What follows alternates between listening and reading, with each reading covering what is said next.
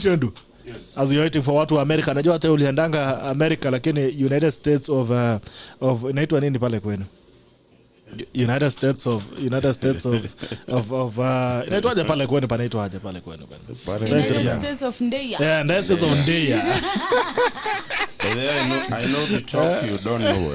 How is the state of Ndeya saying? I'm a very big fan of American politics. I started learning about American politics when I was in class 5. We only had one member of the extended family in America. So whenever he got an opportunity to come home to visit, we would sit down with him to know the tales of where he has been. And that is how I developed my interest in American politics. Part of the things I know in politics today, I've known them through a training funded by the National Democratic Institute. The NDI is funded by the Democratic Party of the United States. So if I am able to understand leadership things, I owe it to the Democratic Party of the Clinton times, when he was the president. Those were the days the Democratic Party used to do a lot of investment in training young people in this country on matters leadership. Therefore, I am a very proud Democrat when it comes to American politics. And I hope my candidate is going to make it. It is getting thick. I have seen some international stations calling Arizona for Joe Biden. But when you look at the results as they are coming in, it is becoming clear that the race in Arizona is getting tight. We are still waiting for the votes to be counted around the Phoenix City, the mailed ballots.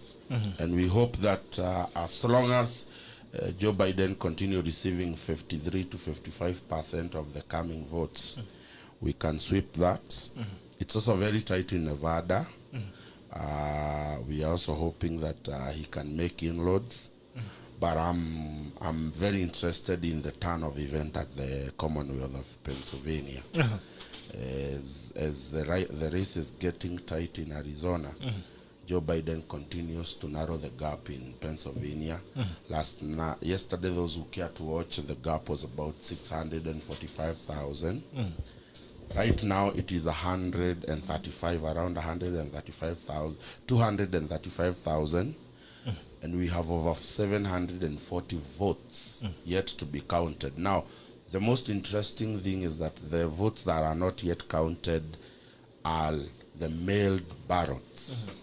And the results of the mailed ballot in the Commonwealth of Pennsylvania, they're giving them to Joe Biden 4-1. For every 5 ballots counted, mailed ballot counted, is that 4 are going to Joe Biden. If you translate that to percentages, that he continues to receive 78% of the ballots that are being counted. So if he can constantly keep that number, he is going to turn the state of Pennsylvania, and Georgia is another tricky place. But if he can turn the state of Pennsylvania, I can assure you that Arizona and Nevada will be for bragging rights. He will have attained the 270 electoral votes. Nimeona kweli ulikuwa America. You mentioned the NDI, and it's not funded by the Democratic Party per se.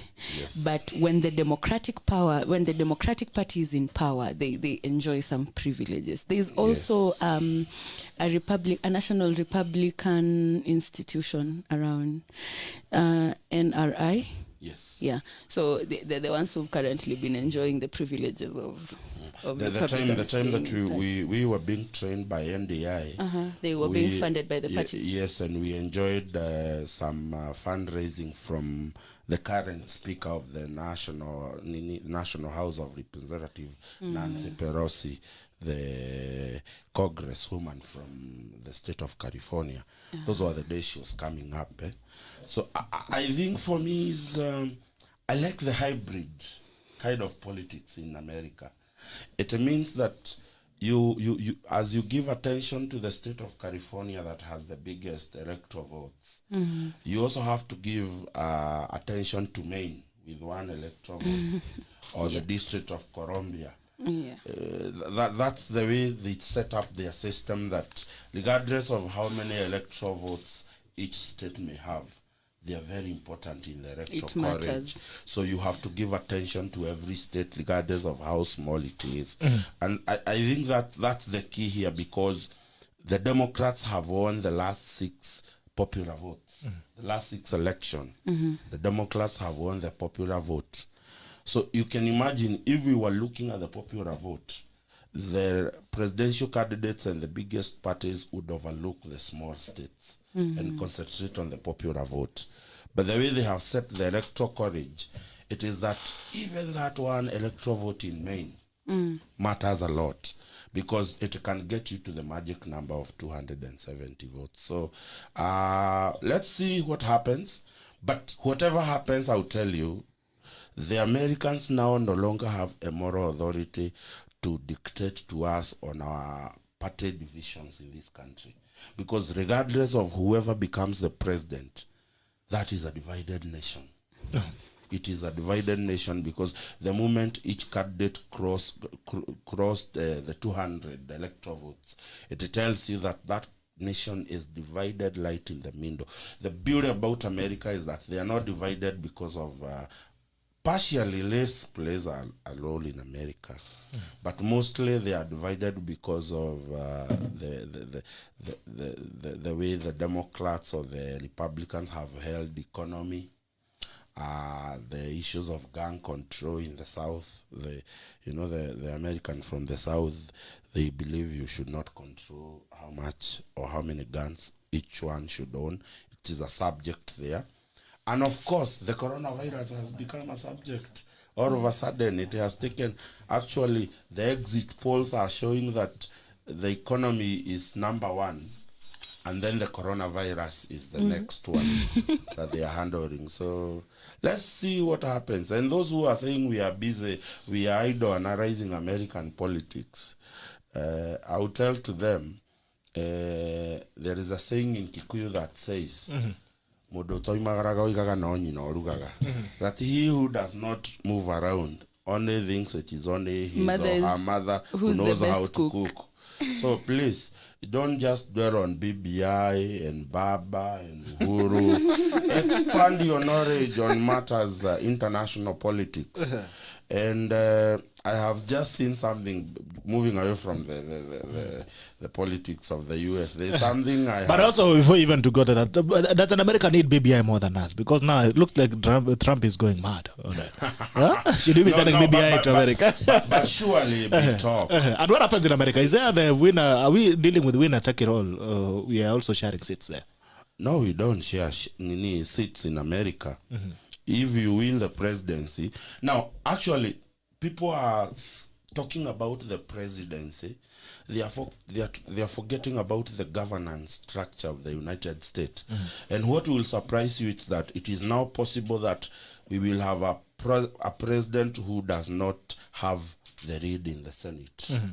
We have about 4 seats, 4 Senate seats remaining. Nebraska, I think we have all of them, and if you look at the 4 seats the Republicans are leading, that means that we may end up with Joe Biden being the president and the Republican still maintaining the leadership of the Senate. We also have had the Democrats' majority in the House of Representatives has been reduced. So what happens is you become the president, but you have a very powerful legislature in America. The representation system in America dictates. And if you people remember when President Barack Obama was the president, it took Joe Biden as the vice president to work along with the Senate Majority Leader guy called Mitch McConnell to be able to do bipartisan bills and help the government move on. One of the bills being the healthcare, the Obama healthcare. So I think for me is that they don't need BBI, But whoever becomes the president, and I hope it is Biden, because Trump does not possess anything close to bringing the country together. Do you know what has happened in Arizona? Arizona traditionally has been a Republican state. Mm-hmm. But that guy Trump decided to disrespect a war hero by the name of John McCain, when John McCain was already in the grave. And you know what he said? That John McCain is only popular because he got captured. He went ahead to say that he does not like guys who are getting captured. What did that translate? The John McCain movement in Arizona that was led by the wife to the late John McCain and the daughter. They went to the state's capital and on those stairs endorsed the candidature of Joe Biden. All right. Sijui jamaa anataka kutuambia nini. Hello. Hello. Hey, Bitok. Yes, good morning. Good morning, sir. Tuambie. Habari ya asubuhi lakini. Salama sana. Niambie dadi, naongea na nani? Nasikia mmeshinda kusema Pennsylvania. Nasikia wanasema ni PA. Sasa sisi tulikuwa tunajua ni public address na personal assistant. Kumbe ni Pennsylvania. Pennsylvania itaendea Trump. Oh, inaendea Trump? I was there some few weeks ago and I saw what was going on. Mhm. Na jana ulituambia tusiendelee tena na hii story na kumbe bado unaendelea. Sasa tunaendelea sasa iko uwanjani sasa lazima tuendelee pole pole. So naona Georgia. Georgia ni wandugu wetu hawa hata watatupatia blue hawa. Georgia ndio GA. Georgia ndio ni Atlanta huko. Ndio inaitwa GA. Atlanta si ni Atlanta. GA. Yeah, ni GA. Okay, asante. Hawa watatupatia blue and then the red itaenda kwa jamaa Pennsylvania. Na bado tunachukua. Okay, sawa. Asante ndugu yangu. Thank you so much. Na hiyo gate imeisha. Haya, wacha tungoje tuone alafu utuambie tukuje tukule mbuzi kwa sababu ni kama uko Amerika zaidi. Tutakula hotdog. Asante, thank you so much. Tutakula hotdog. Acha tuende America. There's someone in America. Hello, good morning boss. Oh, it's evening in America. How are you? Isaac.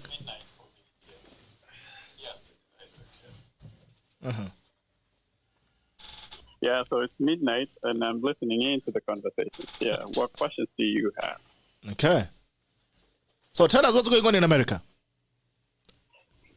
Basically, there's nothing new, except that I'm hearing other people reporting what is happening here, just basically waiting to hear results from some of these states that are still outstanding, basically Nevada. I think Arizona has been called. Pennsylvania might take a while because of the mail-in ballots. Georgia, I think it's anticipated that we'll find out who won Georgia at least by end of the day, by morning at least. Okay. I personally don't think North Carolina is going to go blue, but again, that's also waiting on the results, the final tally of the vote. Now, I think one thing that I've had being reported from others, and I agree with them and I echo with them, the votes that are being counted right now are mostly the mail-in votes. And if you look at those, again, somebody has mentioned about America right now is divided, and mostly just divided between the Republican Party and the Democrats. And when you look at the corona and the way it went, most people that are leaning Democrat followed health regulations like wearing masks, social distance, and they tend to have voted early by mail-in ballots. And so those ones are the ones that are being counted now. And it is most probably going to be leaning towards Democrats the more they count. Okay. And so some of these states that we are waiting for the results will most likely maybe 3-1 in some places, maybe even 4-1 in some places for Biden. So it is looking good for Biden, but it's, again, as everybody is saying, it is too early to call one state to change the numbers. But as they have gotten to 253 or 264, it's getting close to Biden winning. Okay. All right. Let's wait and see. As soon as you get something new, please talk to us so that we can get an updated version of what is going on in America. Because we in Kenya, we are in America in our heart, in spirit. Like any mwili ziko. Yeah, but I wanted to add one thing. That maybe, I don't know if it's, I'm in the state of Indiana. I'm in a small city called Marion, about an hour from Indianapolis. Now, for most people who may understand the geography here, is we're probably like an oasis in the middle of nowhere. So what that means is we're surrounded by, if you remember, Indiana was called, last night, Class State Red, so Trump. We basically say we're in Trump country. And most people thought there's going to be violence, or there's going to be riots, or there's going to be all these sort of like disagreements and all kinds of things. But I went to work today, and it's peaceful. There's no evidence of like, you talk to people and they're anxious about finding out who won the presidency. Okay. But it doesn't look like what we know in Kenya. I feel like in Kenya we're consumed by politics the whole day. But here, even though people know we're still waiting for the results, they're still going about their own, business of the day. And then they come back like, right now we're just waiting. So it's peaceful where I am, and that does not mean that it's peaceful everywhere. But I can report where I am that it's very, very calm and very quiet, and just people waiting to get the final tally. And some of those states, we're hoping that we'll get the results before it's morning our time or evening your time. All right. So there's no evidence of any violence that's going to break out in Indiana. No evidence of violence in Indiana. Again, Indiana went red last night, so the majority of people here, it's a Trump country. But again, there's no evidence of. There's not even a feeling of being in a Trump country. It's just obviously that before elections there were a lot of conspiracy theories about what might happen and how long it will take for us to find out. Again, there was also the fear among many people that I work with, or concern that this is going to be a landslide for Joe Biden. Again, that has not, since yesterday, it's showing that was not completely true. So then there's no tension of what might happen. There's the anxiety of finding out who actually won. Who the president is. Right. So we wish you guys all the best. Stay safe. And if it was in Kenya already, tungekuwa tumefunga barabara na kuchoma taya moja mbili. But anyway, we hope that you guys are gonna take care of yourself and stay safe. We'll continue having this conversation as we move forward during the day.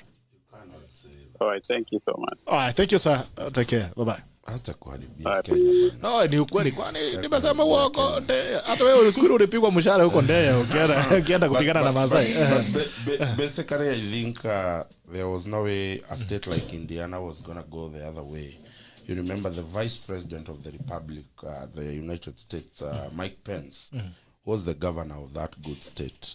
So, and he is the guy most people vote Trump because most, what do you call them, the Christians and the evangelicals. The conservatives. The conservatives and evangelicals who have voted Trump, it is because of Mike Pence, who has not shied away from his faith. So let's see what happens. Actually, the only thing that makes me sad of Trump going home is that he's going to go home together with Mike Pence, a very good guy. Remember when Trump yesterday came out to lie in the front of the camera that he has won Pennsylvania, he has won. It is the guy who actually tried to put the information and the press conference back on track. So let's watch this thing, but it should not it should not be something Kenyans think it is a waste of time, because the administration that is in power at any given time determines the relationship of Kenya and the United States. It's important to note that what kind of a leader are we going to get, and what is the relationship between Kenya and the United States going to go like. So it is important. Whoever becomes the leader in the state is also important to this country. All right. Good morning, Juma. Good morning, Bitok. How are you doing? Fine, thank you. Good to see you. Sorry for being late. Of course, the notice was very short. They say sorry, but not sorry. Yes. Next time, I hope I'll be given 1 week notice, if not 1 month. Sasa hapo ni kubaya sasa. Sasa hapa sasa unaona tutaambia sasa Wakenya wakusukume nje, kwa sababu kama if you are running a party and you want to be given 1 week notice to show up. Yes. But of course, you'll suffer the Trump suffering. You wanted me to suffer Trump way. At least I've made it in an hour's notice. If you wait for Bitok to give you 1 week notice, my brother, you'll be waiting for a very long time. You'll be always scared. All right, please introduce yourself. The fellow Kenyans, I think a majority of you knows that I'm always with you. I've always been the citizen when need be. Within an hour, within a minute. It's just that when Bitok invited me, I had to establish and find out the certain block where it is, the building where it is, the road where it is. You know, we live in a bunker, so you have to spend a lot of time. I needed a passport to enter this county. Finally, you're here. We are together. You must be feeling privileged. Yes. So thank you so much. I'm Justus Juma. I'm currently the party leader of Justice and Freedom Party. Justice and Freedom. Yes, Justice and Freedom Party is one of the parties that really run and vibrate at the citizens' heartbeat. And we've been pursuing and seeking to identify and feel the citizens' interest.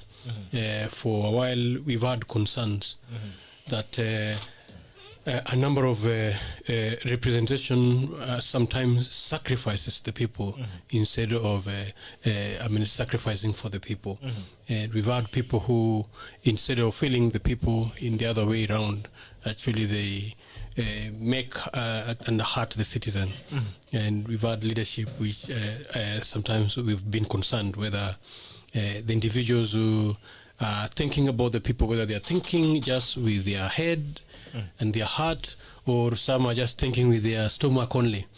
And in Kenya, there's been a challenge regarding effective leadership, leadership that is honest, leadership that can be trusted, leadership that also is a visionary, because we are concerned about the national vision, and of course, some people are drumming it as national ethos. And all of this reverberate around effective leadership. And we've seen adamant impunity, especially when it comes to lawlessness, where you'll find there's a big contest between the rule of law and tyranny and impunity. We've seen judiciary making rulings until to date, as we're talking to date. The Supreme Court gave directives regarding the constitution of status about our parliament. Okay. And as it stands, you have seen the response. So Justice and Freedom Party is arising at such a time as this to give a direction, to tell Kenyans that you're not alone. We are in this together, and whatever the circumstances, whatever the challenges that have been in the past, we know Kenya has gone through a number of things and challenges, and we are aware. Where we need to give honor, we give honor where honor is due. We know Kenya had individuals who fought so hard to conquer the white man and bring freedom to this land. And we are really acknowledging them and praising them and honoring them. We know Kenya has individuals who have come out and have fought for and defeated a dictatorial regime, one-party system, and brought democracy. and we acknowledge them, we ironize them.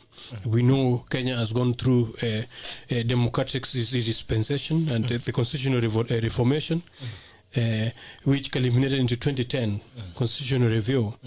And we know the individuals who also lay their life, their mind, their resources to make sure that we get to that level. And we actually ironize them and appreciate them. But we have to remind Kenyans that change is spontaneous and change is not static. And change also resonates because we are not in isolation, we are within the global community. And I like the fact that we're discussing the development in the US and their politics and the challenges that a deep state can experience, like what Trump is going through. So Trump is a deep state? Well, so far I have. That's why I've always maintained that our chapter 1, subsection 1, Article 2, state that the power, the sovereign authority and sovereign power belongs to the citizen. And the U.S. citizens have risen to that occasion to demonstrate to the world that the power belongs to the people. And sometimes we've been given the perception, and this perception coming as a result of national resources that are not well directed, and they are misused to abuse and exploit vulnerable citizens.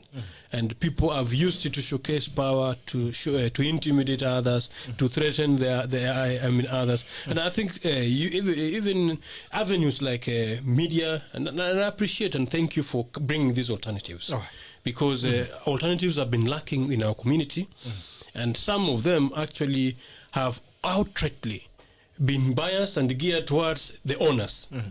And you saw the other day, Media Max just sent the entire news team home with no reason whatsoever. What manner of impunity can that be? Actually, with a court order in process. So sometimes spaces like this actually have limited citizens' ability to get alternative views and inspiration that can make them take back their power, because power belongs to the people. So however much, yes, there's this notion of deep state, citizen, every person in that state you talk about have just but one vote. And about 29 million of us, we are capable of determining the direction and the future of this country. And that's why I remind us that change is spontaneous. And the change quest that we're looking for today is not the change quest of yesterday. We have some archaic leaders in terms of their thoughts. They are still living in yesterday. Whereas if you look at what the game China is bringing at our door, I tell you, the same leaders are the ones who have sacrificed Kenya's industrialization at the altar of Chinese deeds. Instead of empowering our own local industries and creating jobs for our citizens. And if we continue with such a type of leadership, then again, this geographical location will still remain minion, whereas Bitok, look at the content and even the setup that you're having and the people we're having here. These are world-class citizens, which actually should be functioning within a world-class level, isn't it? But we don't say. We should not be second to anybody.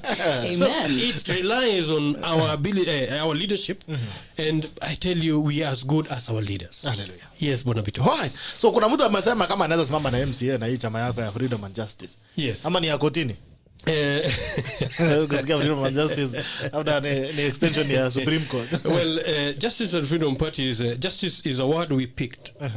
We borrowed it from a Hebrew word, Sadiq, meaning to right rights and wrongs, or to satisfy objectives. And where we are to date, there's a number of rights that needs to be brought out. And when I talk about rights, I'm talking about your ability, your potential, the resources that we have, even the human resource that Kenya have, the potential that Kenya have, the talents that we have. This is the place you've seen us in the rugby field. We are not jokers. And Bitok, your name tells, draws me closer to the Rift Valley, where we are the hyenas, where we are the champs of the field. And this should also reflect in our economic life. So if that is not being brought out, and all that is being brought out is this economic mischief and demeanors, thieves who keep on exploiting citizens' resources, in tribalist. Actually, to date, I've always reminded Kenyans that we are never tribalists. It's the politicians who are tribalists who decide and gather themselves in tribal cocoons and use that to define Kenya. That is not Kenya that we know. Kenyans are very good people who would want to wake up every morning and go to their businesses, and all they need is a suitable working environment to deliver, where we can, because Kenyans' resilience, my friend, if you were to compare Kenyans with other states, or even United States, I'm sure is not comparable. Kenyans' resilience is actually way ahead. And all we needed was a little bit of a boost, especially through leadership. And the Kenyan story will be different. Will be different. But also wrongs that we will share as we continue. Okay. Right. As we close, there's someone who is asking, what's your vision and mission as Freedom and Justice Party? Yes, as Freedom and Justice, just from our name, satisfying objectives and exonerating, then freedom is to allow Kenyans to experience their full potential without limitations. And there are a number of areas that we are focusing on, especially on education, on economics, on environment, on identity, on health. There are a number of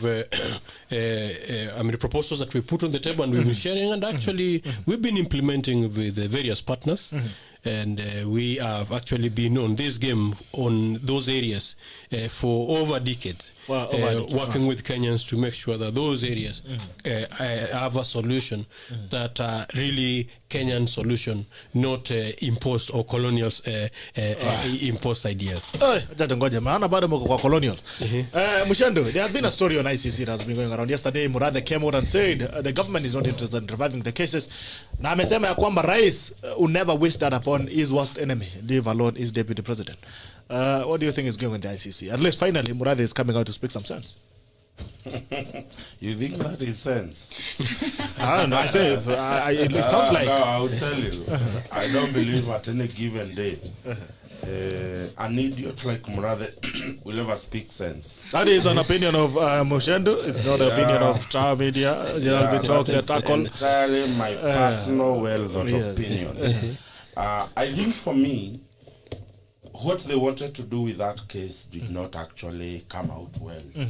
So they are simply trying. It is the same thing Raila Odinga said in Bomas, that tumezaa kiwete alafu unasema mwana si wako. These are the same people who revived this nonsense. It got to ICC and it did not work the way they wanted it to work. And now they want to dissociate themselves with it. So I think for me the intention was to fix the DP. Unfortunately, going to the ICC, it did not work the way it should work.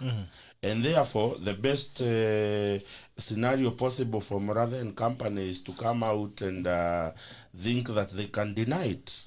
We do not think, it is very suspicious at the time that that case is being revived. It is very suspicious on who are the people who are pushing for this case. So therefore, I think for me is that it did not work the way they wanted it to work. It is not going to work to their advantage. So if it's not helping them, why should they own it? I'm telling you, if that thing was going to fix the DP, you would hear Murathe saying now everybody should carry his own cross. That would be for you. Because, surely we are talking about national healing. As much as you may not like the DP, as much as you may have reservations on so many things, we keep saying this country is greater than anybody else. And like DP or don't like him, the reason why we have the government we have today, it is because of the DP. And I hear people saying that Atiruto anasemanga alitusaidia kushinda. Kwani alikuwa na kura ngapi? The question is, who went to look for Ruto in the first place? It is the president and his battalion of soldiers. And that battalion of soldiers is every day they continue to extend the legacy of the president. Every day, you know, I was looking at the president sitting at the Great Rift Valley Road giving a press conference. How did we reduce a president to be an onlooker in a press conference that is being given by James Orengo? Take that photo right now if Bitok would be gracious enough to put that photo on the screen.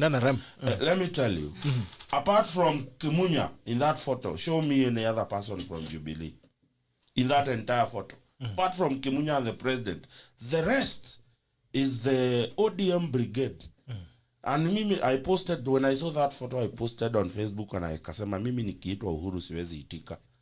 How do you reduce a president who was elected with super majority to be an onlooker in a press conference being prescribed to Kenyans by none other than James Orengo? And then he was sandwiched by, of all the people who can say Millie Odhiambo. Surely. you know, so for me, the ICC was a frop to those people who tried to revive it. It did not work for them. You may not like the DP, but surely this country is greater than any other individual. We must look for ways we can foster peace. Because Kenyans hawananga shida. Mimi tukikutana na my friend here, we will do business. Shida inakujanga wakati wa uchaguzi. So hii BBI si ya Wakenya. Hii ni ya viongozi. They should settle their scores out there. I was in a burial committee last night. We are laying Mzee Nakod Moroka in my neighborhood today to rest. And they were discussing the program. And because the mama that, not the Mzee, the Mrs. Moroka, we are laying her to rest, she's a former nominated councillor. So we had to incorporate politicians in the program because she was a politician. But one of the demands by the committee members is hatutaki wanasiasa wakuja ongea BBI. We don't want it. Hata whether you support it or you don't support it, don't speak BBI during the burial. Na tukasema mwanasiasa akisimama, majina yako, where you come from, umechaguliwa wapi, full stop. That is the height at which Kenyans do not want this thing. Because who are those people who divide Kenyans along ethnic lines? Who are those people who divide Kenyans along the tribal lines? They are the leaders. Because dividing this nation in tribal lines is an advantage to the leaders. As long as I can convince Bitok watu yao wanapigwa, he will stand with me.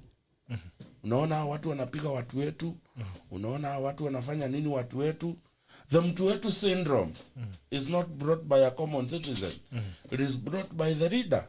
Because I'll fight Juma somewhere and he will buy me lunch not knowing where I come from. But wait until akutane na mtu yao. Amwambie unajua hiyo kijamaa hiyo Akikuyu. Okuyu ni mbaya. And the next time we meet with Juma, he is passing 5 meters away from me because certain leader has told. So that ICC thing is just another idiotic way of bringing this country to division again, and we don't want it. If the guy is guilty, let him go face the law by himself. Yeah, I see them saying that the Ruto's case was never actually closed. And that is a very bad political statement that might boil down, because as the president said, all of us are tribal. Let's not kid ourselves about it. All of us are tribal. Unajua huyu LUCIA hapa, if he wants akitaka kusema kitu na mtu yao na nisisikie, unajua ataduka kwa ile lugha ya, because that is the nature we are. But how we portray it is what makes the difference. I'm a Kikuyu, Juma is not a Kikuyu. How we relate and how I portray myself to him is what determines the relationship I will have with him. But that happens even as we appreciate the roots where we come from. So hii viongozi hawa, whether Jubilee, whether ODM, lakini hata Jubilee sijui nasema nini, and you know Jubilee is bado kuna Jubilee dead. It's dead. All right.